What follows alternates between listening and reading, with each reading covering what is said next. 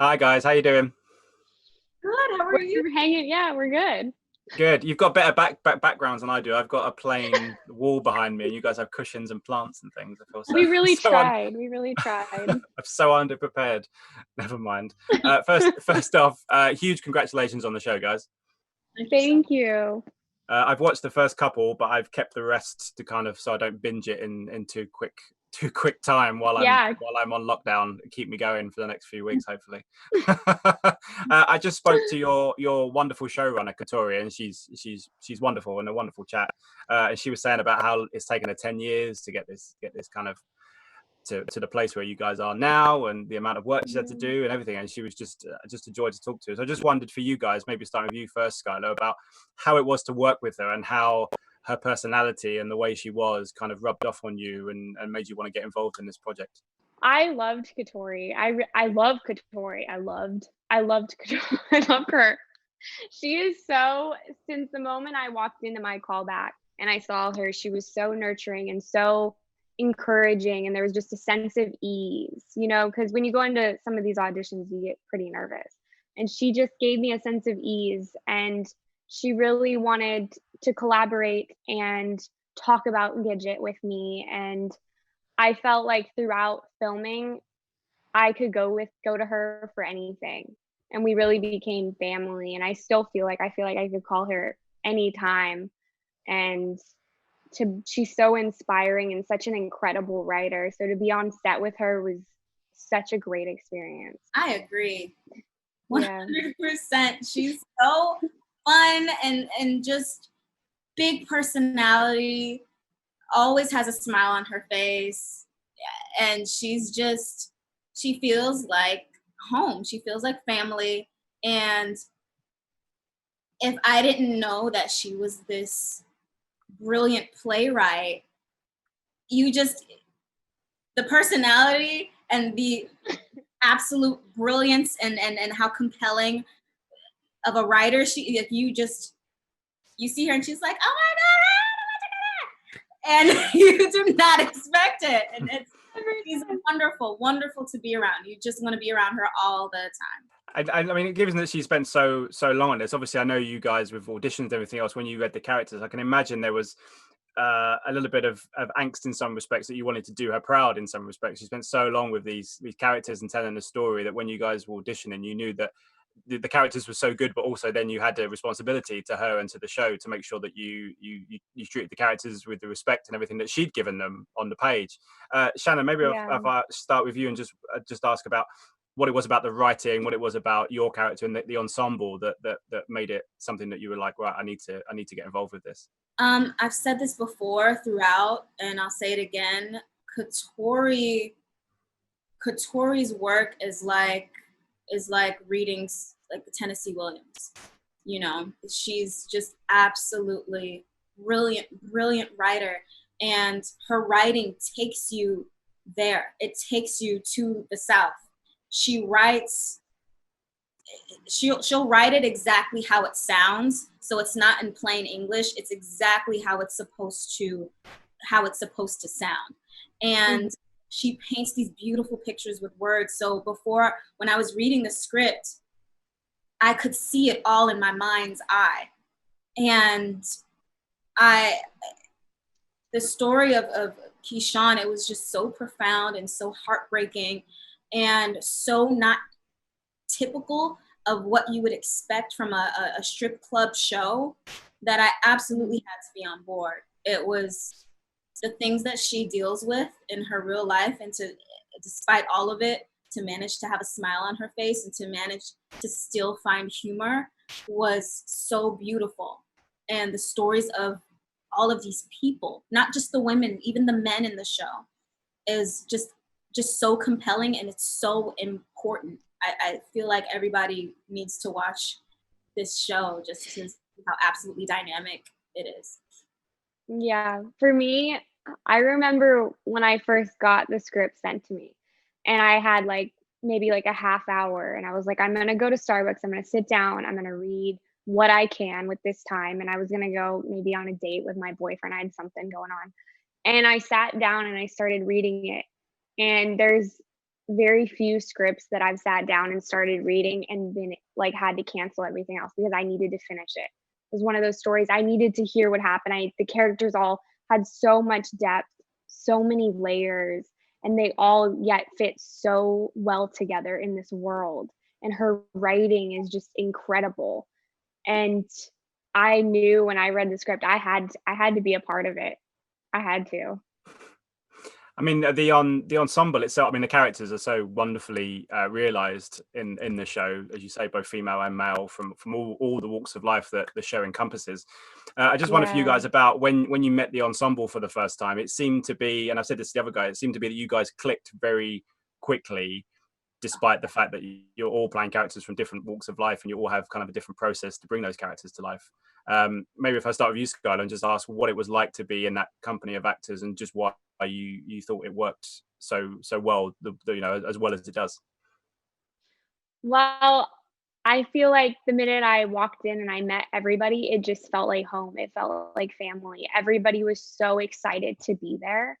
And I remember when I met you, Shannon, and you were like, hi, and you gave me this huge hug. And we were all just so excited to be able to tell this story together. And I know we still feel like that. And I feel so grateful to have that experience with a first time series regular role. This is my first time. So to be able to walk in and feel as though it's already family from the beginning is great. It was just a great experience with everybody.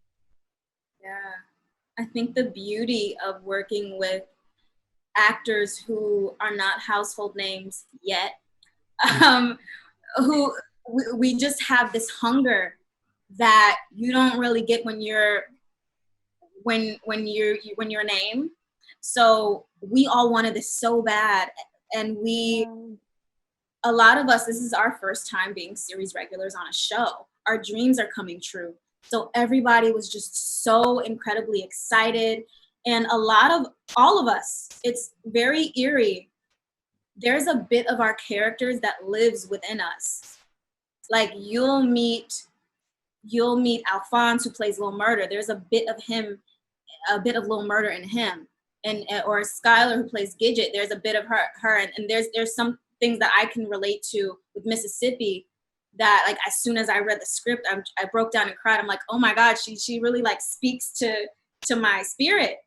Yeah. Because we're all so much like her, like them. And we all just wanted to be around each other 24/7, even when we weren't working.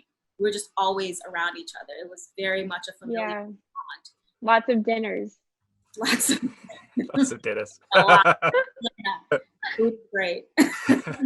One of the other things I love about the show, and I think Skyler, you touched on it before, about there's a great energy and a great humor to the show, despite the fact that it's talking about very serious stories and very serious subject matters, and about people's, Katori's drawn on people's real lives about why they do this and why they have to do this and feel not just compelled to do it, but actually enjoy doing it. And this is the world that they want to be in. How taken aback were you the fact that Katori was so detailed with everything, and it just felt that these characters' stories should be told, and that we should be seeing more of these stories that we perhaps don't get to see?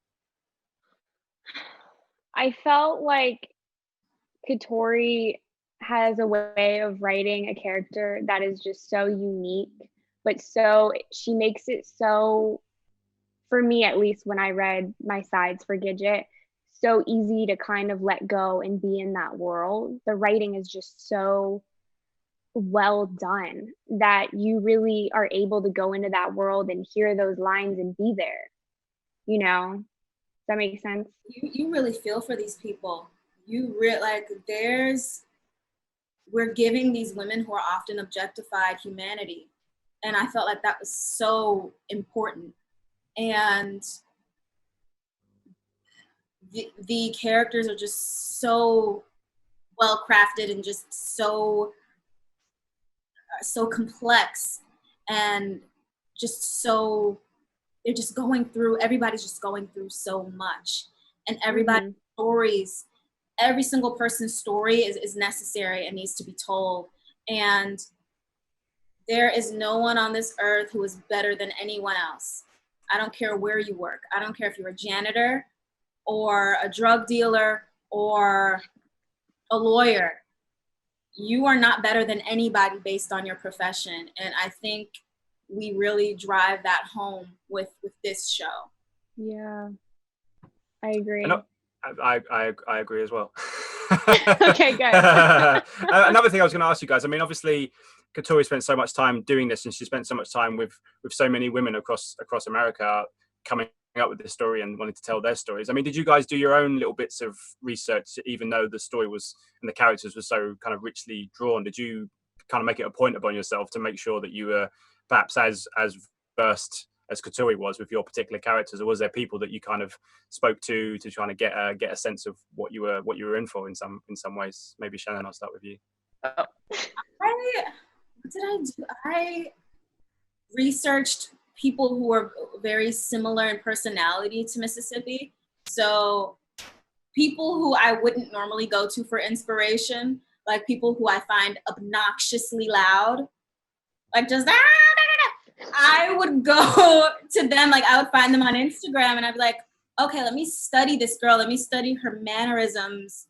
And I think it's so important for her to be big and to be just manic almost, because she's suppressing so much pain. So I definitely went to Instagram. There were certain films I watched. I live in New York. You go on the subway, you go to certain stops on the subway, you'll see different people who are very similar to her. For me, I had to do a lot of research because I grew up in Alaska, where in my town there was no strip clubs. And I felt like I had to at least go and experience a strip club. And so my first time was my callback, where I went to Hollywood Boulevard on like a Wednesday at 3 p.m. by myself. And I just sat in there and I just watched and I talked to the girls. And it was just such a great experience and such a good research project, which I told them I was here for a research project. They all thought that was hilarious. But I was able to really take it in. And I also grew up, my family had a foster care system in our house. And I feel like I was able to relate to a lot of Gidget's world, with what I experienced having sisters that went through a lot of the similar things that were brought to our house. Cool. Yeah. Well, just as a final question, I mean, I asked this to the other guys as well. I mean, obviously the show's coming out at a time when, you know, the world is discussing things that it should be discussing even more so, and there's a real powerful message, and hopefully this time there's a real change and everything else. But at the same time, I said this to Katori, that even if the show was coming out now, even if it wasn't coming out a year ago or a year into the future, that it would still be relevant. You know, the timing doesn't necessarily mean that the show, it's not about the timing. These stories need to be told and should have been told before and should be told in the future. I mean, how important is it for you guys that these stories are continued to be told, no matter whether, you know, what's happening is happening or is not? These are things that should always be discussed and should be celebrated and should be helped to educate people. Absolutely. I think the show is incredibly educational. I think that everyone deserves to have their story told from all walks of life. Everybody deserves to see themselves represented in TV and film, no matter where they work, no matter the life choices, their socioeconomic status. Everyone deserves to have their story told and to see themselves represented, not just a specific demographic, not, you know. So I absolutely think so. Yeah, I agree. I think that everybody's voice deserves to be heard. Everybody's story deserves to be told. And so I feel like our show is very relevant to these times, and everybody can find something to relate to in this show. Well, guys, thank you so much for your time. Absolute pleasure talking to you, and good luck with everything with the show. Thank you. Thanks so much. Take care. Ladies and gentlemen, you're watching Hey You Guys. Hey You Guys, huh? Hey You Guys. Is that from the Goonies? It is indeed, yes. Nice. Hey